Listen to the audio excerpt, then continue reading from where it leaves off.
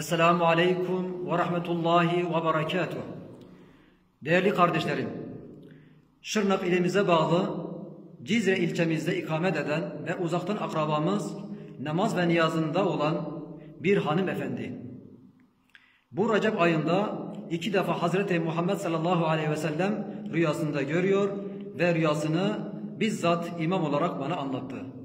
Ve bana dedi ki lütfen bu rüyayı herkese anlatın ve paylaşın çünkü Hazreti Muhammed'in emri ve tavsiyesidir.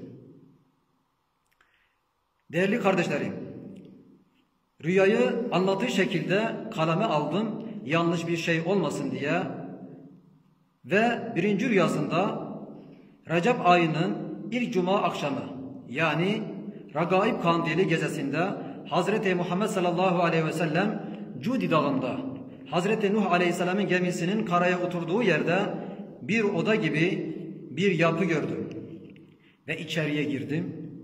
Baktım Hazreti Muhammed sallallahu aleyhi ve sellem orada. Bembeyaz bir elbiseye bürünmüş, beyaz bir sakallı ve parlayan bir yüz olarak gördüm. Bana dedi ki kızım, bu hastalık ve virüs gayrimüslimlerden geldi ve dünyaya yayılıyor. Sen söylediklerimi dinle ve herkese söyle ve paylaşın. Daha ümmetime bulaşıp perişan olmadan. Ve dedi bu virüsün dermanı ve ilacı sumaktır değerli kardeşlerim. Bu virüsün yani korona virüsünün ilacı, dermanı sumaktır. Suyun içine biraz sumak atıp karıştırın ve için. Allah'ın izniyle hasta olan şifa olur, hasta olmayan da hastalık tutmaz.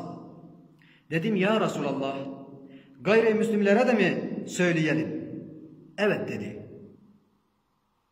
Çünkü bu hastalık onlarda kesilirse ümmetime de gelmez ve bulaşmaz.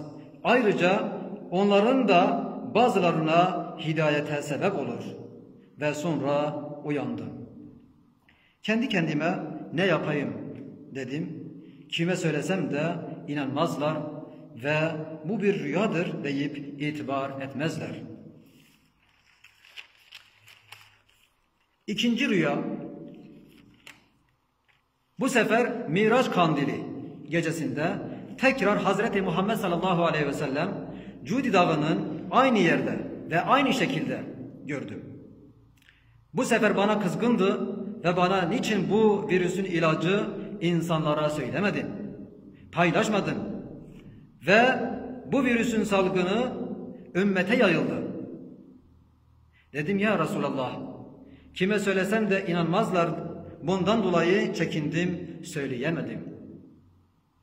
Bana dedi, herhalde sen de inanmıyorsun ve bak da gör.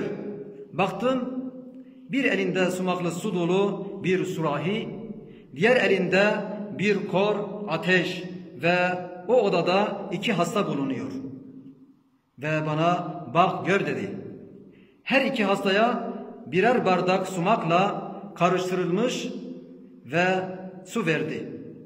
Ve içtiler. Baktım ikisi de hemen iyileştiler. Bana dönerek şimdi inandın mı dedi.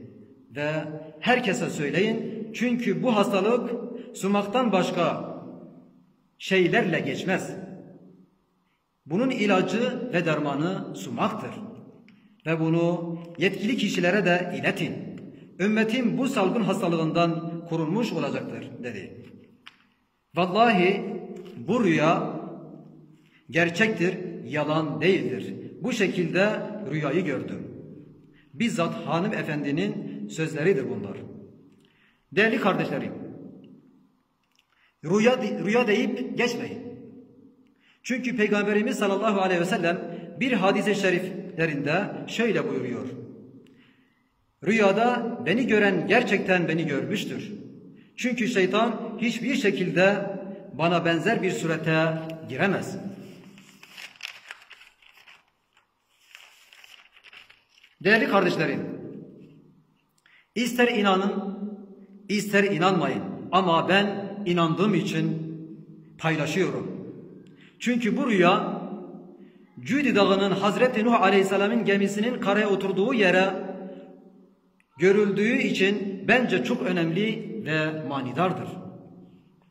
İnşallah Hazreti Muhammed sallallahu aleyhi ve sellemin bu rüya mesajı ümmetine ve tüm insanlara mucize yaratacaktır ve herkes şahit olacaktır. Kurtuluş ancak ona tabi olmakla anlayacaklardır. Son olarak sumak satıcılarına uyarım. Lütfen ama lütfen fiyat artışı yapmayın. Elinizi vicdanınıza koyun ve bu günlerde kesinlikle artış yapmayın. Çünkü gün birlik günüdür. Gün yardım etme günüdür. Gün şifa dağıtma günüdür. Allah'a emanet olun. Değerli kardeşlerim, gördüğünüz gibi sumaklı su şu şekilde. Ilık bir suya birazcık sumak koyarsınız, karıştırırsınız. İster bu şekilde içersiniz, isterseniz bunu çıkartırsınız. Süzerek bunu çıkartıyorsunuz ve içiyorsunuz. Allah'ın izniyle içenlere şifa olur. Günde 2 defa içebilirsiniz.